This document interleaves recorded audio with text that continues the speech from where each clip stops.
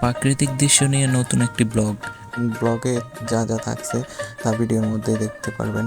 আজকের ব্লগে আমরা শুরু করার জন্য প্রথমত কাঁঠাল বাগান থেকে একটা অটো নিয়ে রওনা হলাম রহিমানগরের দিকে। রহিমানগরে গিয়ে ওইখান থেকে একটা অটো নিয়ে আবার আমরা গুলপুরের দিকে রওনা হলাম। আসলে গ্রীষ্মকালে গ্রামের দৃশ্যগুলো দেখতে অনেক সুন্দর লাগে। চারিদিকে মেঘলা আকাশ, নীল, তার মাঝে মেঘলা সাদা আবগুলো দেখতে অনেকটাই সুন্দর লাগে। সবুজ শ্যামল গাছপালা, তার মাঝে হারিয়ে যায় প্রকৃতির ছোঁয়াপে। আমরা এখন আছি কাঁঠাল বাগান থেকে একটু দূরে চকিনার দালান নামে এই জায়গাটিতে।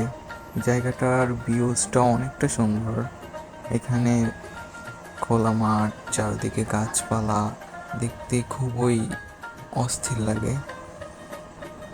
আপনারাও চাইলে আসতে পারেন আমাদের এদিকে, দৃশ্যগুলো উপভোগ করার জন্য আসতে পারেন আপনারাও।